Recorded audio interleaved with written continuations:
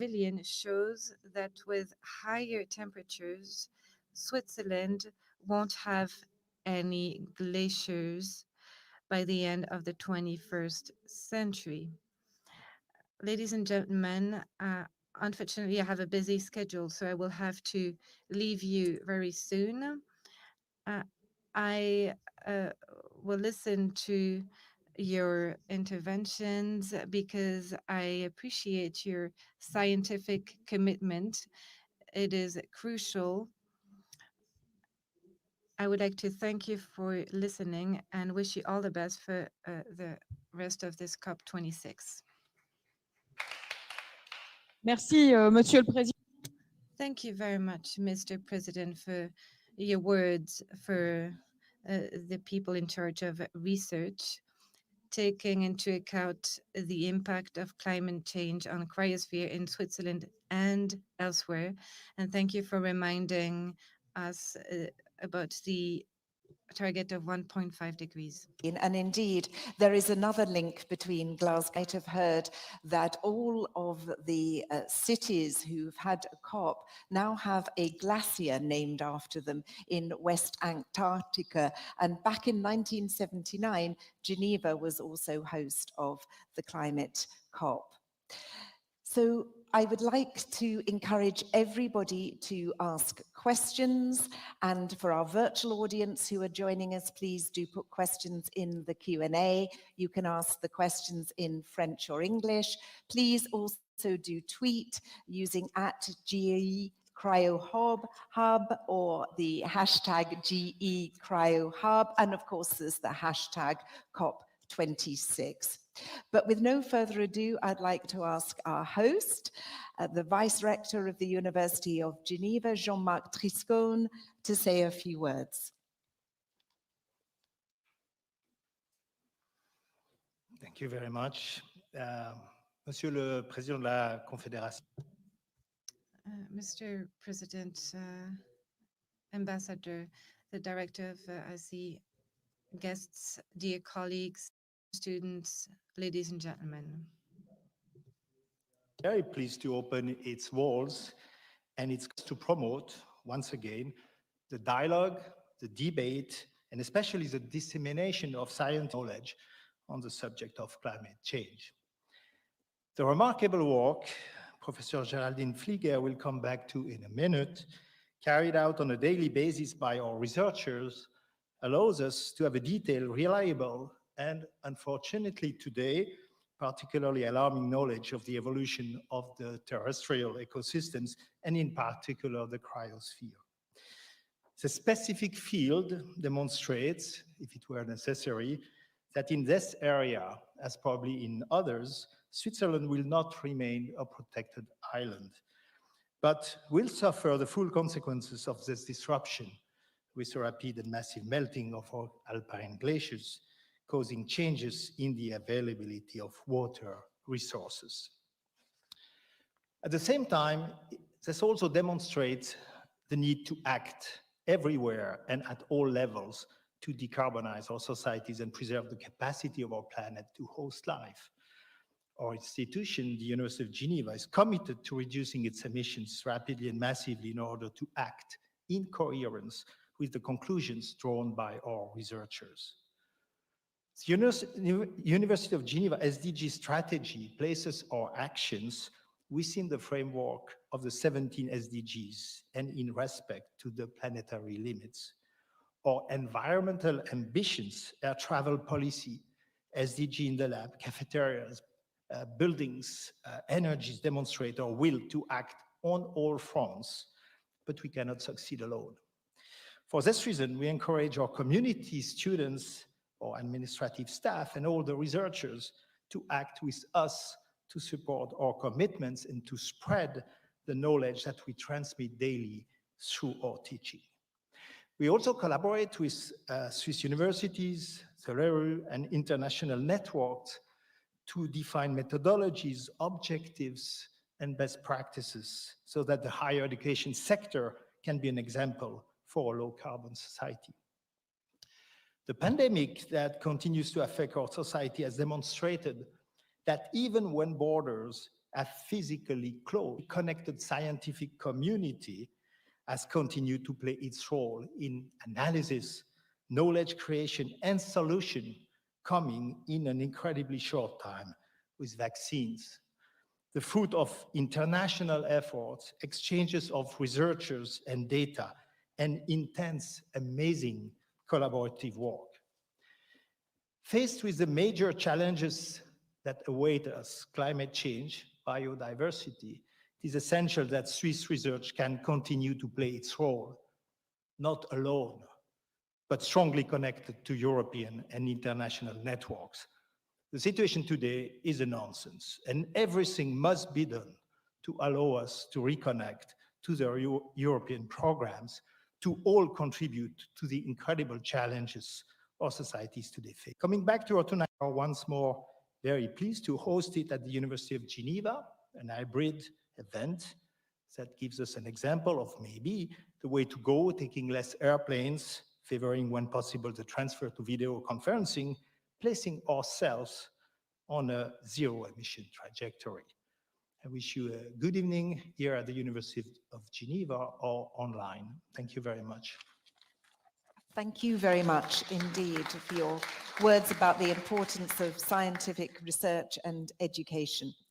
It's now my pleasure to ask Ambassador Stefan Estermann, who's head of the Prosperity and Sustainability Division at the Federal Department of Foreign Affairs, to say a few words. The floor is yours.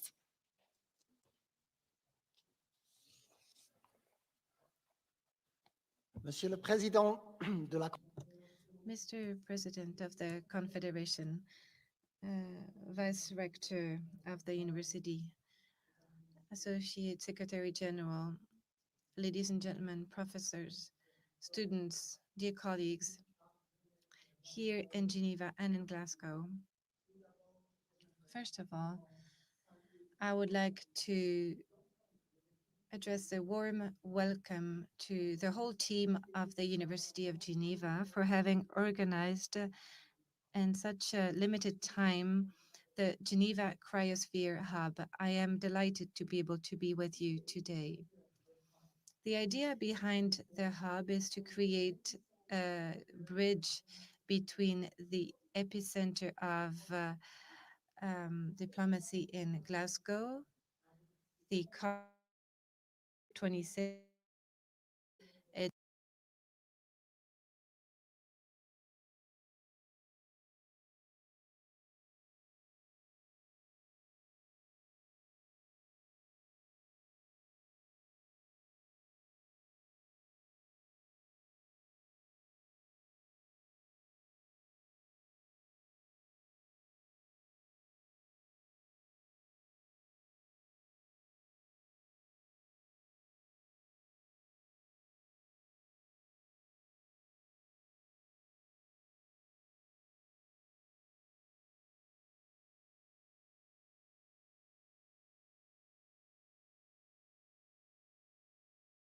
organizations are both concerned by climate change with long-term for ecosystem, but also for men and for the economy. On behalf of the Federal Department of Foreign Affairs, I would like to welcome you to this event. It's really to create bridges between Glasgow and Geneva, between high altitude zones and the poles, but also, and more importantly, between scientists and diplomats. Thank you very much and have a nice event, everybody. Indeed, the role of diplomacy, after all, is to build bridges. Do come and join us. And Geraldine, back to you in Glasgow. Thank you, Claire, and thank you to the ambassador and to our vice-rector for this very important work, both for science and the environment and cryospheric.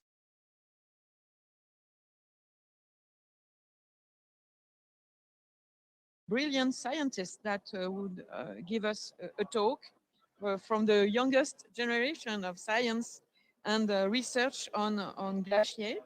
And we will begin with the Professor Sonia Seneviratne from the on climate extremes in the climate change from the conclusion of the first group, working group of the IPCC Assessment Report 6. So now I give the floor to Sonia in Glasgow and to Geneva. Thank you very much, Geraldine. It's a presentation. Thanks to other organizers. So I will be presenting slides on the latest report from IPCC. It should be shown on the screen, I assume, because it's shown in Geneva. We are not seeing the slides here. They are with us now. Thank you. We can see them. Thank you very much. So actually, I'm not a specialist on cryosphere. I'm a climate scientist, but what I will present is a more general picture on change in global climate.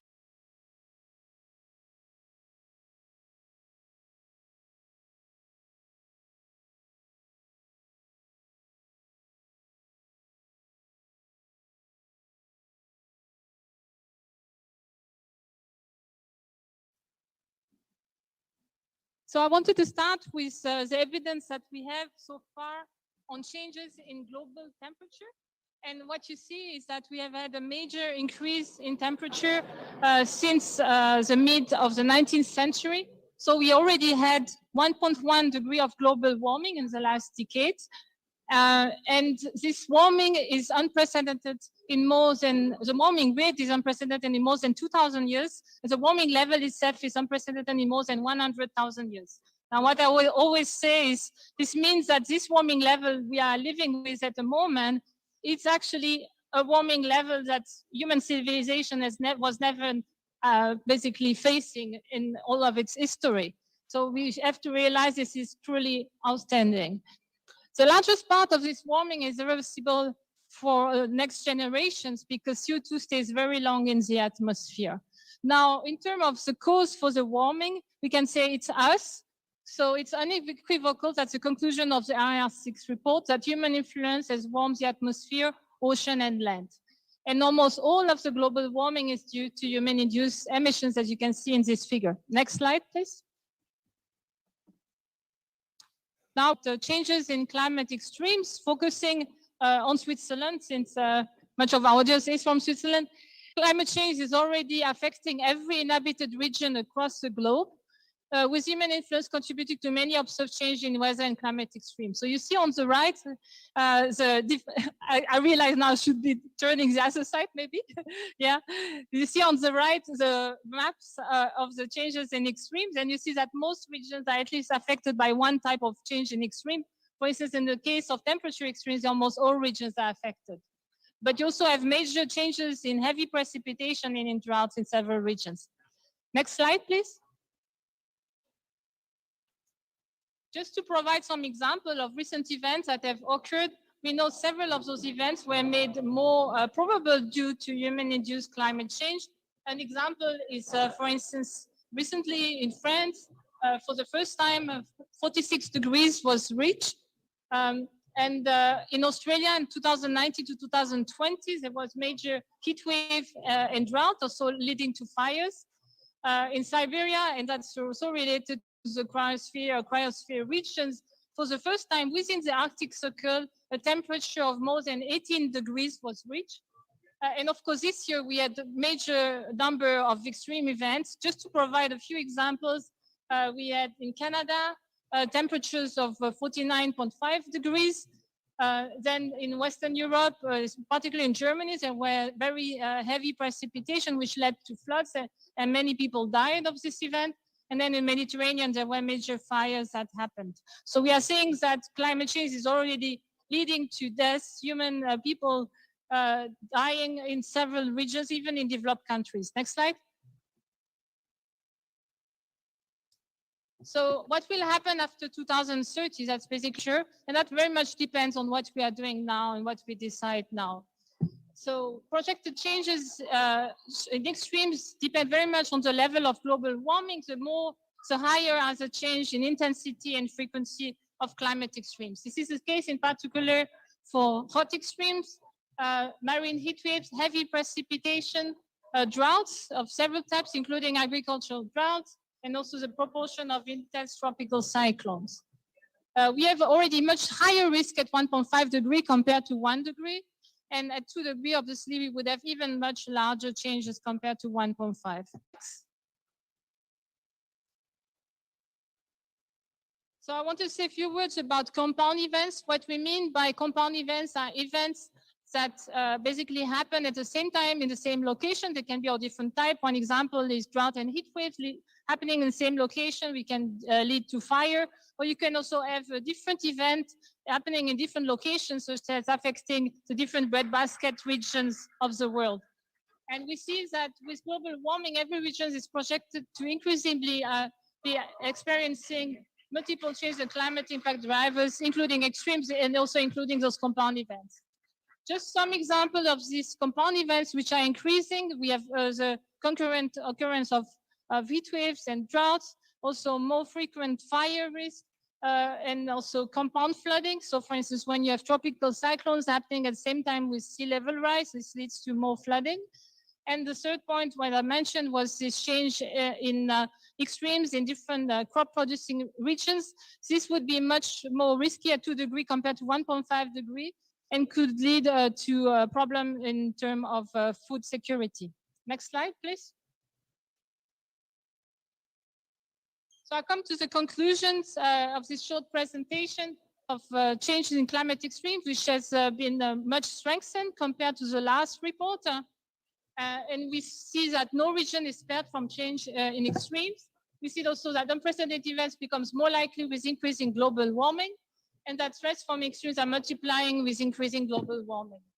Which we will be facing beyond 2030 depend on what we decide now, how much emissions we have. If we want to limit global warming to 1.5 degrees, we need to reduce emissions by 50% until 2030. So we need to reduce immediately the emissions every year.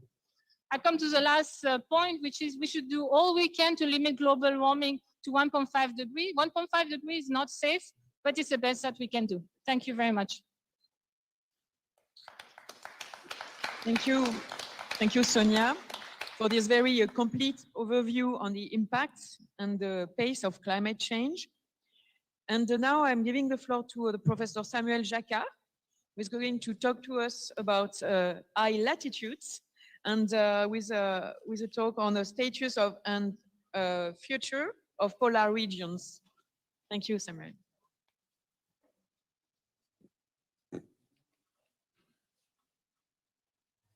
Bonjour à tous. So thank you very much for the invitation Hi to everybody. to be here and have this opportunity to present some of the latest results also from the assessment report 6 of the IPCC, and I'll be focusing on the polar regions. Next slide, please. As was just mentioned, and as we all know, the globe has warmed by 1.1 degree on average, as you can see on that map.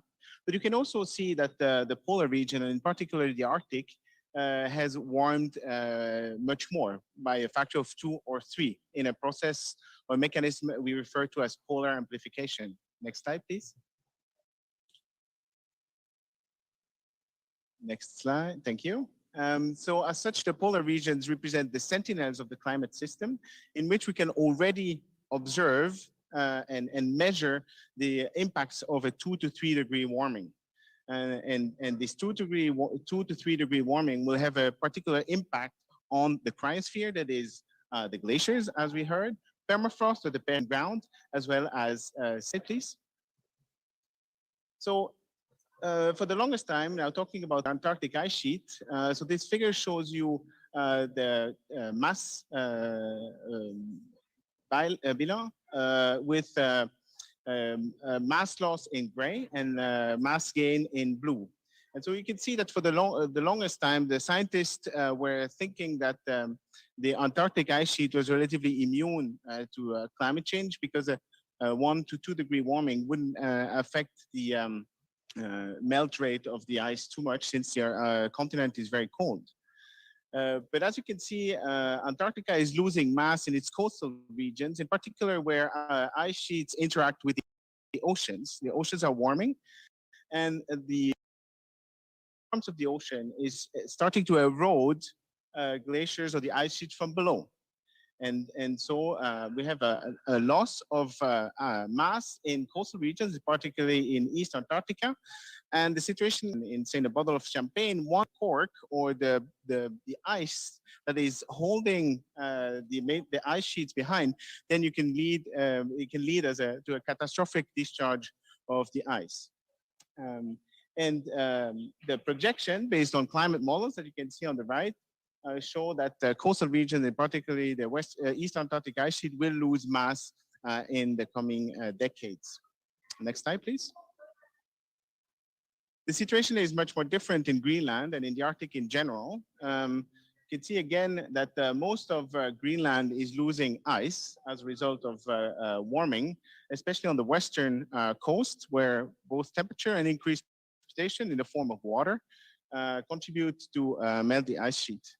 Now, if we look on the right-hand side, the projection for the end of the century suggests that the Greenland ice sheet will lose a significant amount of ice, with dire consequences for ocean circulation, for example, and local ecosystems. Next slide, please. Obviously, the loss of ice and continental ice on both Greenland and Antarctica will contribute to rise sea level. Sea level has risen already by about 10 centimeters globally. And if nothing is done to decrease or halt global warming, then sea level will increase much more dramatically by up to 30 to 40 centimeters by the end of the century, with dramatic consequences for coastal habitat as well as resources. Next slide, please. So global warming is not only affecting Greenland ice, but also sea ice. So as you can see on the right, there are satellite images of the coverage of sea ice and the decrease in sea ice coverage from the end of the 80s to today. And you can see the dramatic decrease, especially in the summer extent of sea ice. This is on the left-hand side, where you can see a reduction by several million square kilometers in the coverage of sea ice, which is relatively straightforward to measure by satellite, but also what is much more difficult to measure, but we also realize now that sea ice, so the thickness of sea ice has been decreasing quite dramatically, and most of the sea ice that we observe now in the Arctic is only 1 or 2 years old, okay?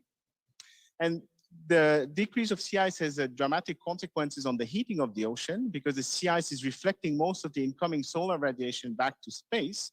So when sea ice has completely disappeared, then most of the incoming heat is actually absorbed by the ocean, which will accelerate the heating of the ocean as well as further melting the sea ice. Next slide, please. And to resonate a bit with the thematics of that conference, model predict that sea ice will completely disappear by 2050 if nothing is done to prevent sea ice, with obviously dramatic consequences on ecosystems in high latitudes. Next slide, please. Right, so I'm just going to reiterate the conclusions that Sonia made before. It's absolutely imperative to reduce greenhouse gas emissions to limit global warming to less or 1.5 degree. And as Sonia mentioned, maintaining global warming as reduced as possible will hopefully avoid crossing irreversible tipping points, such as the total disappearance of sea ice, which, if it disappears, then it will probably never appear again. Thank you very much for your attention. Thank you, Samuel. And I forgot to present you, just to say that you are a professor at the University of Lausanne in the Institute for Geological Science.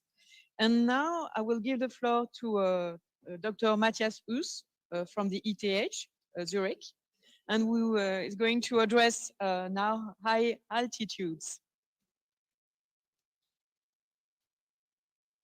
Thank you, Geraldine, and thanks for the invitation.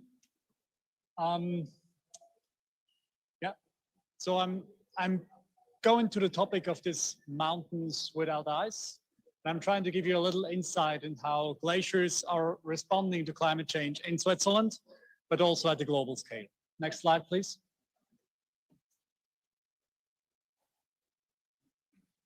Glaciers are the ambassadors of climate change. They have a very clear message. They show to everybody, not only to scientists, that climate is changing and that the changes are fast and big. This is why glaciers are so important, because they visualize the changes. Next slide, please. These changes are so fast. Here we have a time lapse of a retreating glacier over only 10 years. And you can see the ice disappearing within a glimpse. So it's not generations that it takes to melt away glaciers. It's a decade that is enough. Next slide, please. These changes are dramatic, and they're not only dramatic in Switzerland, they're also dramatic in other parts of the world, like in Alaska. We see a huge glacier disappearing within 60 years. And the question is really, are we going towards a world? Next slide, please.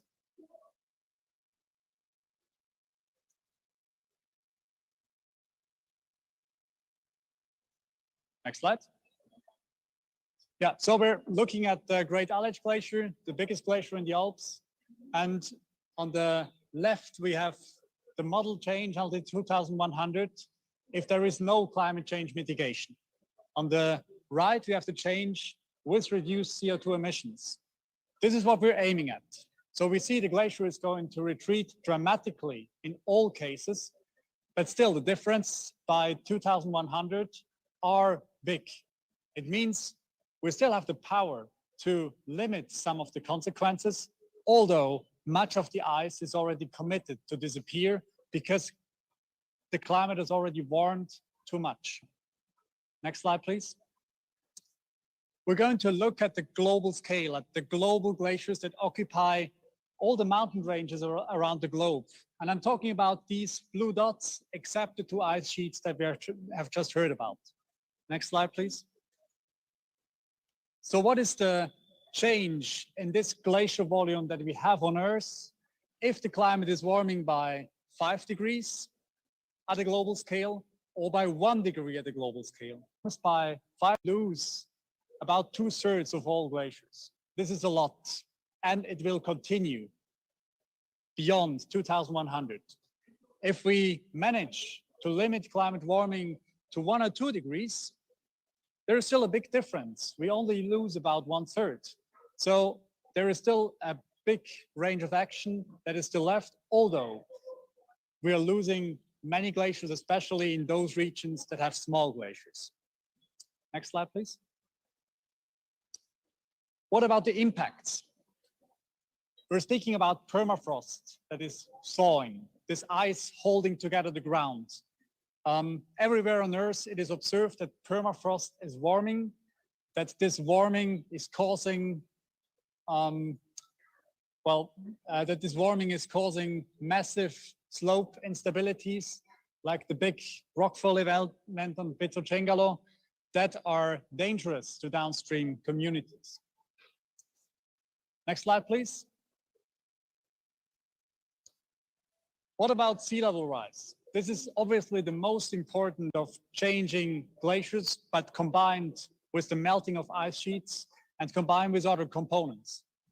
By 2100, the world is going to face sea level rise in the order of plus 40 centimeters to plus 80 centimeters. This is still manageable. It's not that bad, but next slide. At the very long time scale, we see it in the no mitigation scenario, where no climate change measures are adopted. We might go into a world with sea levels being up to 4 meters higher than today. And this is catastrophic for many coastal communities. Next slide, please. Finally, the mountains as water towers. So mountains are a vital water resource for many communities. And if glaciers decline, if snow disappears, This has an influence on runoff, on the water availability in many regions. So first, we'll have more water because the ice is melting up to a certain point. Next slide. But the water is going to decline strongly, especially in the summer months when we have most need for the water. And so this decline in the summer months in the mountains, this will pose massive challenges for communities living in the mountains. So at a global scale, we see some hotspot regions for the impacts of climate change, glacier decline on water resources. These lie in Central Asia and in the Andes, and at a bit smaller scale, also in Europe and Western Canada. Next slide, please. So to sum up and put some key messages here, glaciers are a visual manifestation of climate change and therefore very important to convey a message. There is a rapid and accelerating trend in glacier decline and permafrost thaw in the Alps, Switzerland, and worldwide. And then finally, there are many, many impacts that are severe. But the good message is there is still a range of action where we can limit these impacts. Thanks for your attention.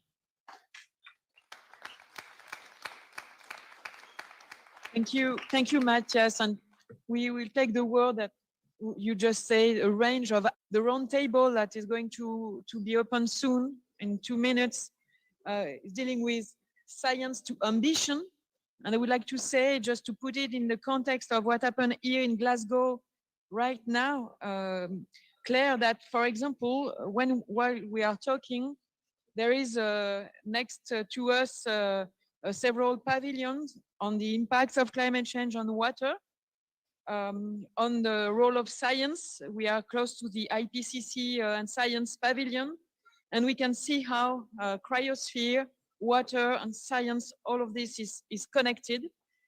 The structured expert dialogue of the convention is also running these minutes, and the IPCC researchers are now delivering the latest they published in August, 2 parties. And it's very important to make this link between science and action and ambition. So I will back to you now, Claire, just to open this roundtable in Geneva on science to ambition. Thank you very, very much, Geraldine.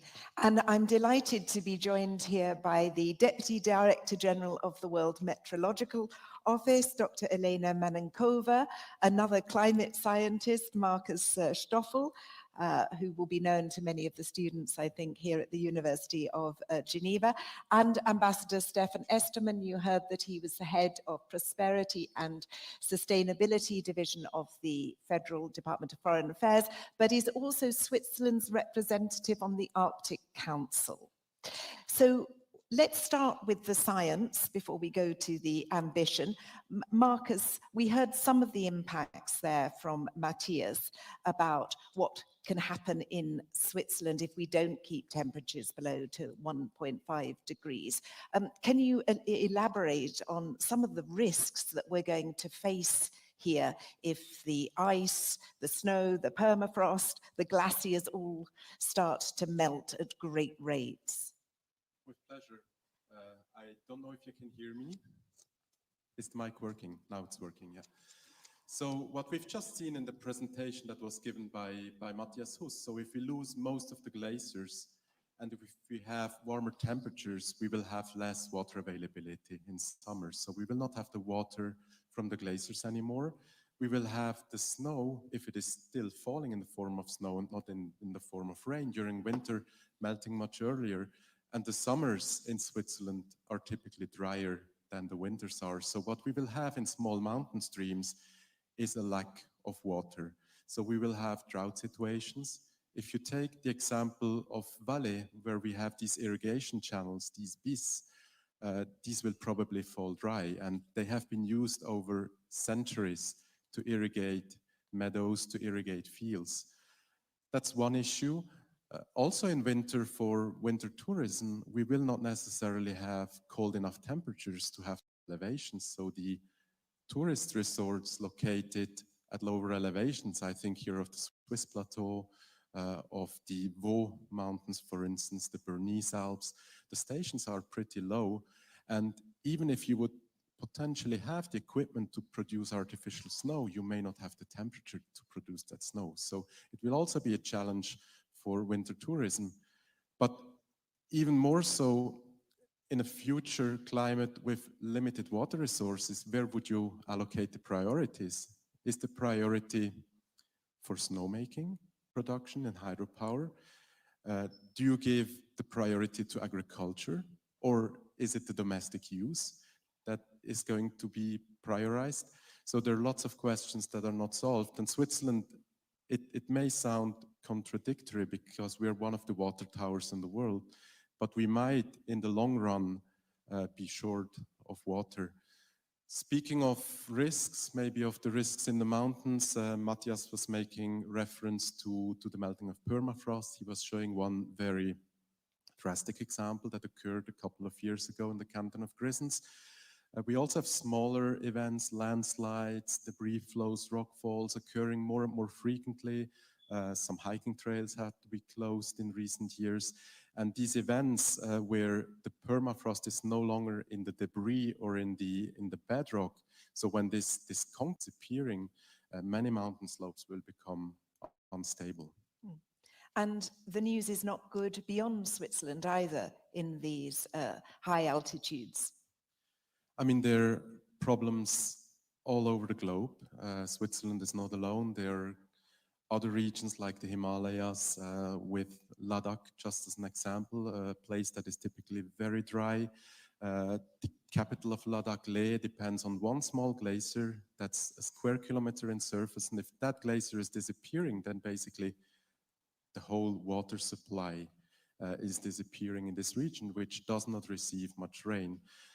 Problems also exist in Chile, for instance, which is typically dry, and where also lowland communities depend critically on the water from melting glaciers and from melting snow.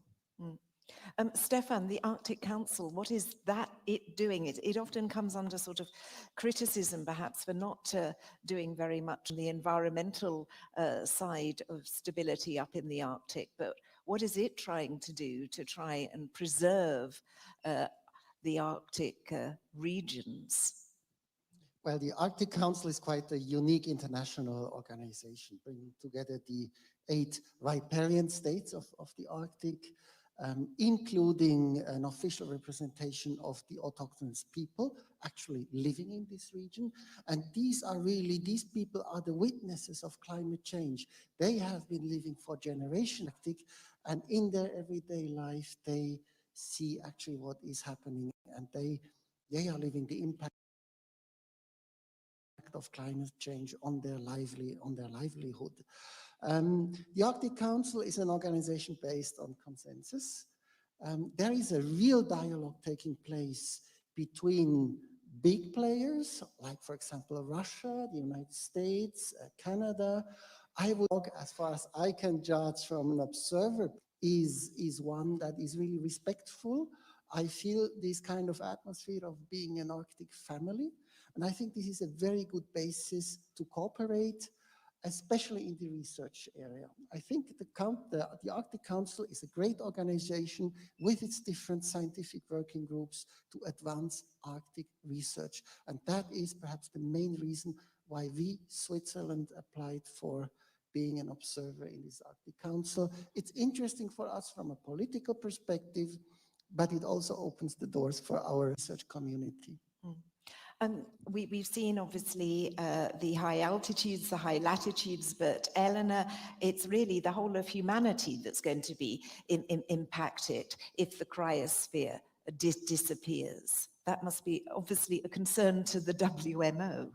Thank you, Claire, and I'm very glad to be in the company of scientists, because WMO is technical and scientific specialized agency of United Nations, and it's authoritative voice of science to to the policy. So, and I'm very proud to say that because it was not obvious or apparent 60 years ago when WMO issued the first statement on the climate change. WMO is issuing annual reports of what happens in the world. And most recently, last decade, we started also looking at what it means for the people. What are the impacts? Because this speaks most loud to the policymakers. The most recent report, which was just announced yesterday in Glasgow by my Secretary General, Peter Tallis, doesn't show any surprise. It actually confirms what we have seen on the last year through our observing networks and monitoring, what IPCC already said. So let's go to the mountains. So the mountains, as well as high altitude areas, Arctic in particular, are probably hot spots on the planet right now. We said that we have now an average approximately 1.1 degrees above pre-industrial. However, this 1.1 is mean average on the planet. This is much hotter in the Arctic, and it is much hotter in the mountains. This year, my colleagues in Glasgow depicted some record heat temperatures, and I can tell you dozens of records which we see every year, records in floods, records in temperatures, records in ice loss, records. But just think of it for the second. Last year, the heatest point on the Earth was Verkhoyansk, which is Arctic Siberia. That is cold pole. This area is already 5 hotter than pre-industrial. So we have significantly disturbed water cycle. What happens in the mountains? The warmth is going in the higher and higher altitudes. So the ice is melting with the increased speed. So we just said in our report that from 2015 up to now, we have lost in our reference stations 1,000 kilograms of ice, which is equivalent of 1 meter. So this is a huge amount. What happens? So ice is lost.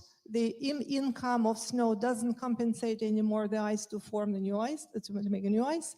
But in the same time, these areas are more affected to precipitation, to liquid rain, which means that for communities living there, the impacts are becoming extremely challenging.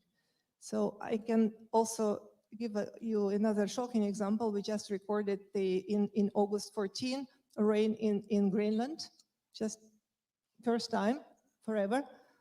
And this trend will continue. So just to summarize quickly, I have thousands of things to say, but to summarize quickly, why it matters for us. Everything is connected and everyone is interconnected. Losing water, sea level rise. Sea level rise, 4.4 millimeters per year. Its accelerated speed affects all coastal communities. Risks are higher, and risks are also higher for mountain areas because of the rain and there is no snow. There is lack of water, means water stress, and we have water stress points all over the world. So for us in WMO, it matters that we need to save lives. For us, every bit of warming matters because every bit of warming increases risks, increases vulnerability of people, and we need to do lots of work to have proper forecasting, proper warnings, and to get them to the people. Just to conclude with this, my first intervention. Thank you. Yes, absolutely. And I do really recommend people have a look at that latest report, the Global Climate report that came out yesterday from the WMO with some very shocking statistics, as Elena was saying. Marcus, so we know what we know, and it's pretty depressing listening to everybody here, but what don't we know? Where, as scientists, are the data gaps that need to be filled? I mean, there are several gaps, and as surprising as it may sound, we still do not necessarily have enough meteorological stations. We still have blind spots on the planet. We still have regions for which we do not have long enough or good enough data. And even in times when we know that measurement and monitoring is crucial, we have situations where some stations are given up, where some stations are discontinued.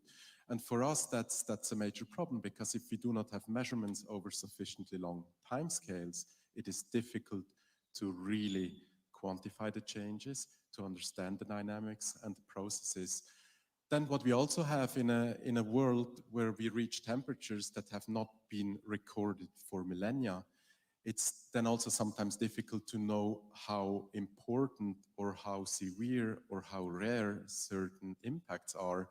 So we often refer then to events without historical precedents or parallels, because human memory on the one hand is short, and if some events may have happened 1,000 or several thousand years ago, we do not necessarily remember them. So it's also difficult for us scientists to say, okay, the heat wave that we had, the temperature increase in a given location, how extreme was that? How rare is that? For us, it's difficult to quantify, and sometimes we need to correct these assessments. And this can then also be criticized by non-scientists, telling us that we're not knowing what we're speaking about. So we need more data, more measurements. Monitoring is crucial, and we need to still better understand the impacts of the warming that we're having. Elena, is this also an issue for you, a lack of data in that, the baselines that are needed, for example, to show that an extreme event is really extreme because you've got the historical data? Right, Claire, but let me, WMO is always talking about the lack of data and the need to have a proper data exchange, but let me tell you why it matters. Not only what my colleague said, to properly monitor and detect the long-term change, long-term trend, but most urgently, we need a proper amount of observations to do the high-resolution modeling. The WMO Global State of Climate is already a known product, but from this year, WMO started releasing regional climate products, significantly regionalized their assessment. So however, IPCC does it every 5 to 7 years, and WMO does it actually every day. We do need to have very detailed scenarios for the places, let us not even call it countries, for the places, like Switzerland has CH 2018, still very relevant climate scenario. They should be of high resolution and they should be high accuracy. But also we need those data to simulate what the weather is going to be like, because with the changing climate, the extremes are coming to the places people are not used to and ecosystems are not used to. So we need to have it as in advance as possible. Regarding the data per se, WMO has just concluded an extraordinary session of the Congress, and it was truly extraordinary because it adopted a unified data policy, which requires every single country in the world to exchange information freely and openly at the required resolution required. So this is that's quite exceptional, because data is power, and it must be difficult sometimes to get people to share data.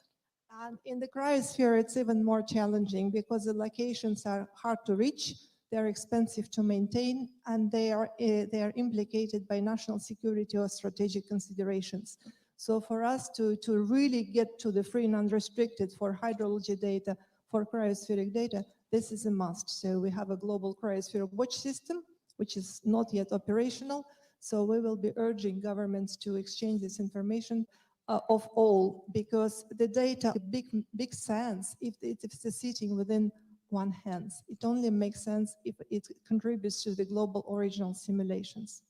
Stefan, you're an observer status on the Arctic Council, but what have you observed about the exchange of data between Russia, Canada, US, all of the members of that council?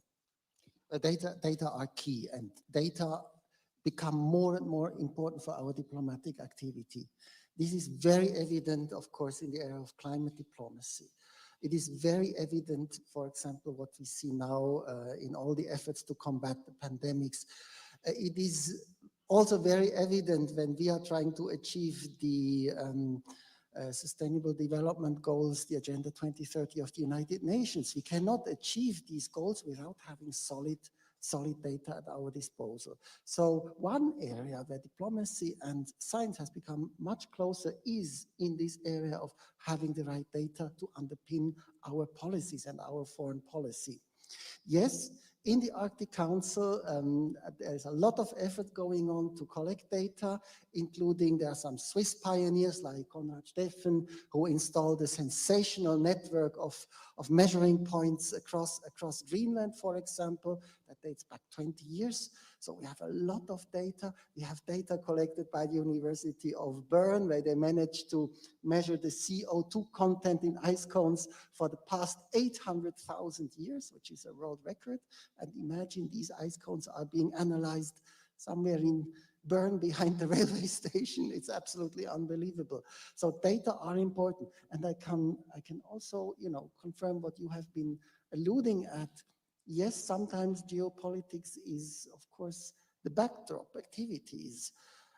We have to be aware of this. Sometimes it is an issue in scientific collaboration, and that is where, diplomacy sometimes can help. That's where we diplomats are to overcome such barriers to science and the gathering of data. So we've heard what the scientists are doing. We've heard where the science gaps are. We've heard the diplomats who are trying to bridge the geopolitical differences. I am going to now introduce you to somebody who's joining us virtually, Dr. Sebastian Koenig, who's a senior advisor on international environment and sustainability policy at the Swiss Federal Ministry of the Environment.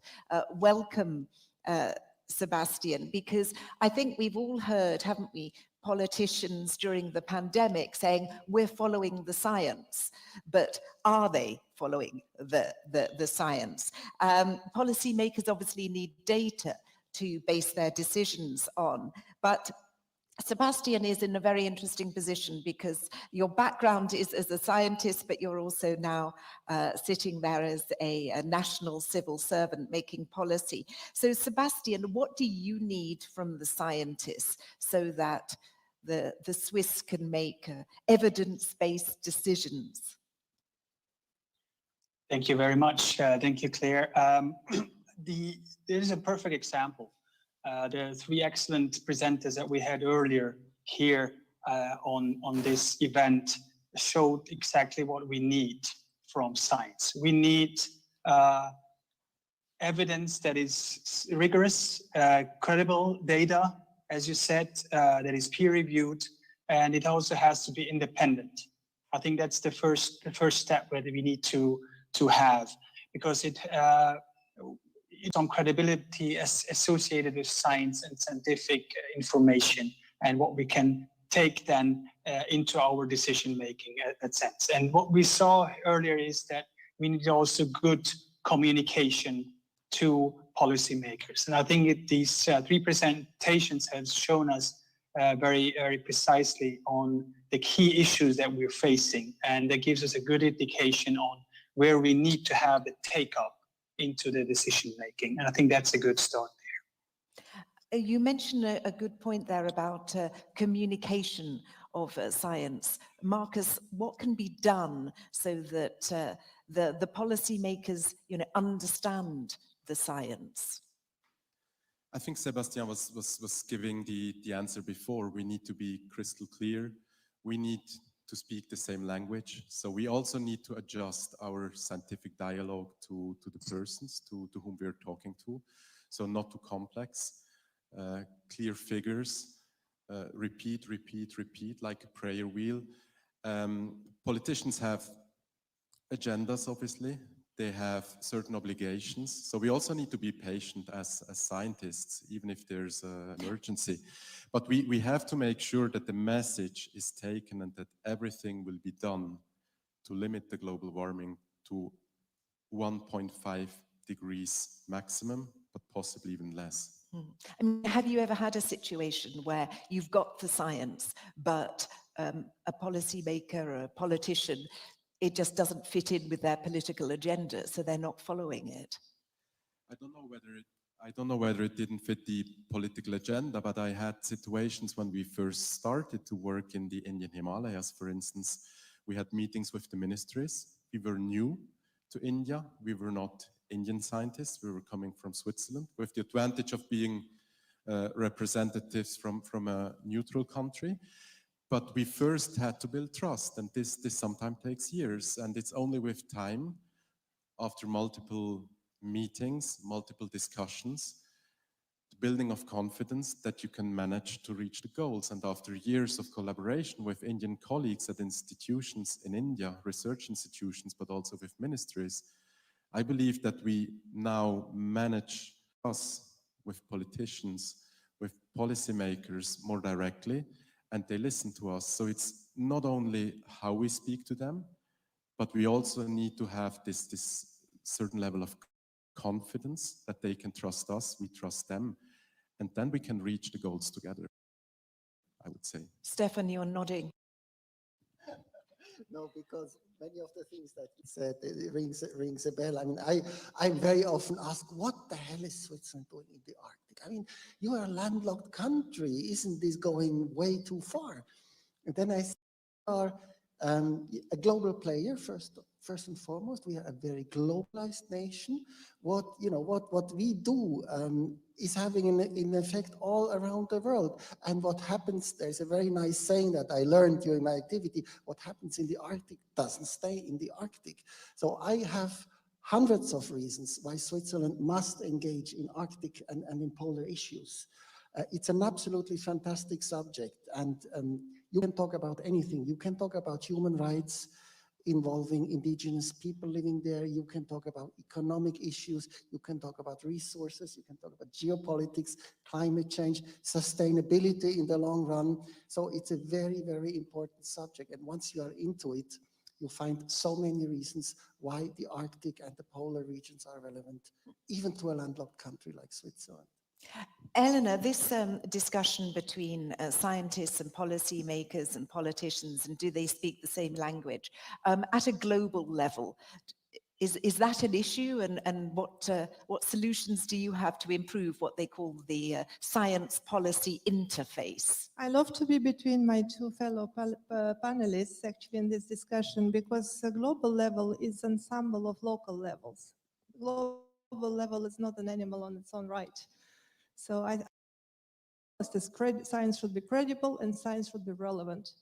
To make science credible, what WMO does, it collects all the data sets from all official sources all over the world, from every country in the world, and from the affiliated data sets who are making an ensemble. Before we release the figures, the whole world is looking at this.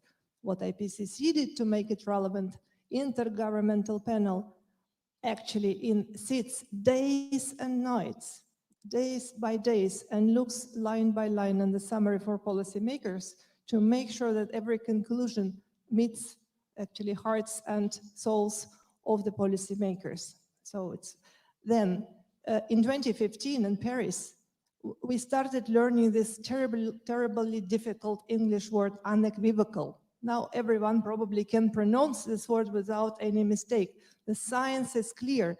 Everything you see in the policy documents requires robust science. So we made this point. Science has a trust. So that is already a huge breakthrough. Now, what my second word is relevant is not sufficient anymore to just give a global projections. Projections should be as detailed as possible, as regionalized as possible, and they should be what if.